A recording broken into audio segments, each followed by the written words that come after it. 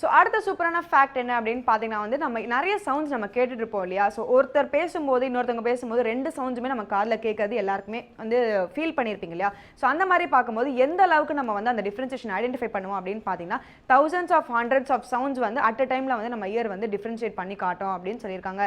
இந்த சூப்பரான ஃபேக்ட் தொடர்ந்து அடுத்ததாக நம்ம என்ன பார்க்க போகிறோம் அப்படின்னு பார்த்தீங்கன்னா மூலிகையில் இருக்கிற மெடிசனல் யூசஸ் பற்றி சொல்கிறதுக்காக சித்த மருத்துவர் ராஜமாணிக்கம் வெயிட் பண்ணிட்டு இருக்காரு. வாங்க பார்க்கலாம். இது மூலிகை மருத்துவம்.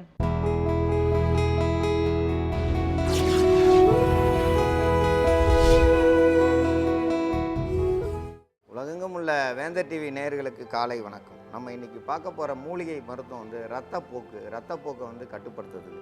இன்றைக்கி பார்த்தீங்கன்னா உணவுகள் சரியில்லாமல் நிறைய இன்றைக்கி வந்து துரித உணவுகள் சாப்பிட்டு பெண்களுக்கு வந்து அந்த ரத்தப்போக்கு வந்து 1 மாதம் நிற்காமல் போய் 4 வருஷம்லாம் நிற்காமல் போய்கிட்டு இருக்குன்றாங்க. அவங்களால நடக்க முடியாது, சிரிக்க முடியாது, ரொம்ப அவங்க வந்து உட்காந்து எழுந்திரிக்க முடியாது. ஏன்னா அதிக அளவு ரத்தப்போக்கு இருக்கிறதால உடலில் பலமே இருக்காது, சரியாக சாப்பிட மாட்டாங்க. அவங்க பார்த்திங்கன்னா ரொம்ப வந்து கோபமாக அதிகமாக இருக்கும், அதிக கோபம் வரும், யார் மேலேயும் எல்லார் மேலேயும் வெறுப்பு தான் வரும். அவங்களுக்கு வந்து முக்கியமாக வந்து வேளாங்காய், வெள்ளை வேளாங்காய், இதை வந்து பார்த்திங்கன்னா அந்த நாளில் வந்து சாராயம் காய்ச்சறதுக்கு இதனுடைய மரத்தினுடைய பட்டையை எடுப்பாங்க. அந்த சாராயம் காய்ச்சும் பொழுது அந்த சாராயம் குடித்தவங்களுக்கு சர்க்கரை நோயே கிடையாது. ஏன்னா அது வந்து சர்க்கரை நோயை தீர்க்கிறது தான் அந்த பட்டையினுடைய வேலையே. அதை வச்சே அவங்க வந்து சாராயம் காய்ச்சி அந்த நாளில் குடித்தாங்க. குடித்தவங்கன்னு என்னான்னு தெரியாது, அந்த அளவுக்கு பாதிப்பு இல்லை. இன்றைக்கி இருக்கிறது வேறு, இன்றைக்கி எல்லாமே ரசாயனமாக மாறிச்சு. அதை பற்றி கவலைப்பட வேண்டாம். இன்றைக்கி வந்து இந்த வேளாங்காயை வந்து ஏன் சொல்கிறோம்னா, அன்னைக்கு மரத்தை எல்லாம் அழிச்சாங்க, இன்றைக்கி மரம் எல்லாம் தப்பிச்சுக்கிட்டு இருக்கு.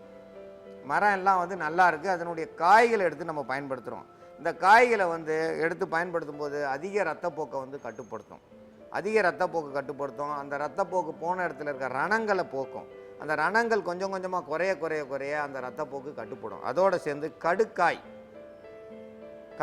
வந்து அது கடுமையாக வந்து தாக்கக்கூடிய இந்த நோய்களை வந்து கடுப்பாக இருக்கிறத வந்து கட்டுப்படுத்துறதுக்கு தான் அந்த கடுக்காயை பயன்படுத்துகிறோம். அதிக அளவு ரத்தப்போக்கு போனாலே இந்த கடுக்காயை வந்து நம்ம ஒரு 1/2 ஸ்பூன் அளவுக்கு எடுத்து நம்ம சாப்பிட்டோம்னா அந்த ரத்தப்போக்கு வந்து கட்டுப்படும். இது நிறைய பேருக்கு தெரியாது. அது மட்டும் இல்லாமல் ரோஜா ஏன் சொல்கிறோம், ரோஜா பூ வந்து ஒரு 50 கிராம் அளவுக்கு எடுத்து அப்படியே வந்து சாப்பிட்டு கொஞ்சோண்டு தேன் சாப்பிட்டோம்னா ரத்தப்போக்கு அப்படியே நிற்கும். இது ரோஜா பூ சாப்பிட்னா 2 இதழ் சாப்பிட்டு எனக்கு நிற்கலை அதெல்லாம் கிடையாது. 50 கிராம் அளவுக்கு ரோஜா பூவை சாப்பிடணும், குறையா சாப்பிடக்கூடாது, நிறையா சாப்பிடணும். அதோடு சேர்த்து பனை வெல்லம் சேர்க்கலாம், இல்லைனா தேன் எடுத்துக்கலாம். உங்களுக்கு எது கிடைக்குதோ அதை பயன்படுத்தணும். பனை வெல்லம் இல்லைனா தேன் இல்லைனா பனை வெல்லம், இது 2ல் 1 எடுத்துக்கலாம், தப்பே வராது.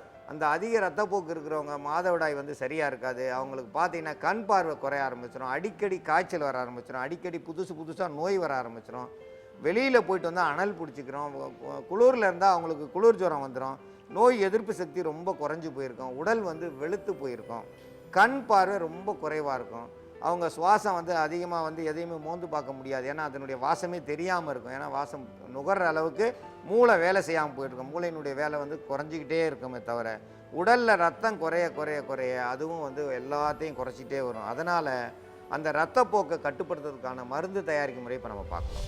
பெண்களுக்கு அதிக ரத்தப்போக்கு போய்கிட்டு இருக்கிறத கட்டுப்படுத்துறதுக்கான மருந்து தயாரிக்கும் முறையை பற்றி இப்போ நம்ம பார்க்குறோம். இதில் பார்த்தீங்கன்னாக்கா வெள்ளை வேளாங்காய், அந்த வெள்ளை வேளாங்காய் வந்து ஒரு 5 காய் எடுத்துக்கிறணும். அதை நல்லா இடித்து பொடி பண்ணி வச்சுக்கிறணும்.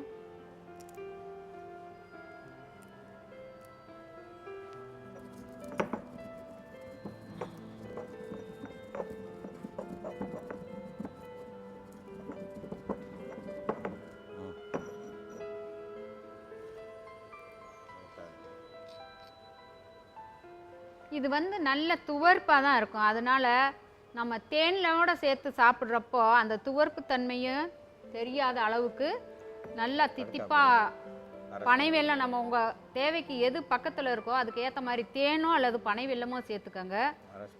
கடுக்காயினுடைய பொடி, கடுக்காயை வந்து நாமளே வந்து பொடியாக இடித்து எடுக்கணும்னாக்கா அது ரொம்ப கடினமாக இருக்கும். அதனால் கடுக்காயில் தோலை தான் வந்து பொடி பண்ணி வச்சுருக்கணும். நாட்டு மருந்து கடையில் நீங்கள் வந்து கடுக்காய் பொடின்னு சொல்லி கேட்டிங்கன்னா 50 கிராம் 100 கிராம் அளவுக்கு நீங்கள் வாங்கி வச்சுக்கலாம். அதில் வந்து நல்லா ஒரு 1/2 ஸ்பூனு எடுத்து அந்த பொடியை தேனோட கலந்துடணும். ரோஜா பூவு ஒரு 50 கிராம் அளவுக்கு போடணும். அதுதான் வந்து அந்த ரத்தப்போக்கை நல்லா கட்டுப்படுத்தும். சுத்தம் பண்ணி நல்லா பன்னீர் ரோஸாக வச்சுக்கோங்க. அதை தேனோடு சேர்ந்து நல்லா ஒரு 50 கிராம் அளவுக்கு சேர்த்துடணும். தேனோடு சேர்த்து சாப்பிட்றது வந்து சீக்கிரமாக வந்து ரத்தப்போக்கை கட்டுப்படுத்தும். அதே நேரத்தில் வேதனையை குறைக்கும். இது எல்லாமே துவர்ப்பு தன்மை இருக்கிறதுனால நீங்கள் ஒரு 50 மில்லி அளவுக்கு தேனில் 50 கிராம் அளவுக்கு வந்து ரோஜா இதில் வந்து அப்படியே சுத்தம் பண்ணிட்டு போட்டு ஒரு 5 நிமிஷம் ஊற வச்சு நீங்கள் சாப்பிட்டீங்கன்னாக்கா அந்த தேனினுடைய சுவைதான் இருக்குமே தவிர துவர்ப்பு தன்மையே உங்களுக்கு தெரியாது.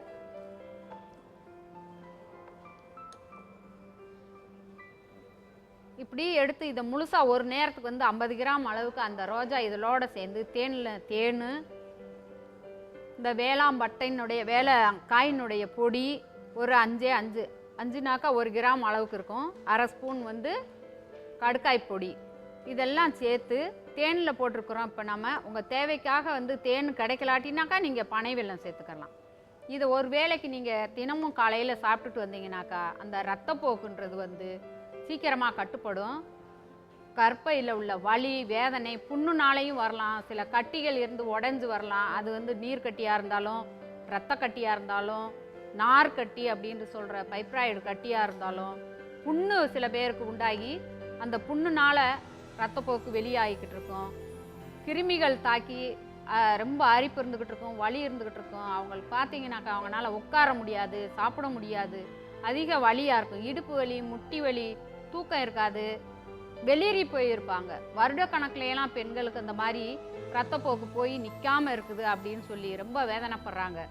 அவங்களும் வந்து இந்த மருந்தை வந்து 50 கிராம் அளவுக்கு ஒருவேளை தினமும் சாப்பிட்டுட்டு வரணும். அப்படி சாப்பிட்டுட்டு வந்தாங்கனாக்கா எவ்வளோ நாள் அவங்க உடம்பு ஏற்றுக்கிறதோ, ஒவ்வொருத்தர் உடம்புக்கு வந்து 3 நாளையில் நின்றும், ஒரு சிலருக்கு ஒரு 2 நாள் சாப்பிட்ட உடனே நின்றும். எவ்வளவு நாள் வந்து அவங்க ரத்தப்போக்கு போய்கிட்டு இருக்கிறத சிறிது சிறிதாக குறைச்சி முழுசாக வந்து அந்த ரத்தப்போக்கு போகிறத கட்டுப்படுத்திடும் இந்த ரோஜா குல்குந்து அப்படின்னு சொல்லி நம்ம தயாரிச்சிருக்கிற இந்த மருந்து. இதில் வந்து துவர்ப்பு தன்மை அந்த ரத்தப்போக்கை முழுதுமாகவே கட்டுப்படுத்தி சீக்கிரமாக வந்து கருப்பையை வந்து குணப்படுத்திடும்.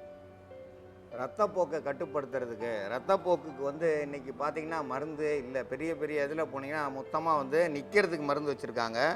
அதை சாப்பிட்டாச்சுன்னா அதுக்கப்புறம் எப்பயுமே வந்து அந்த மாதவிடாய் ஒழுக்கம் வராது.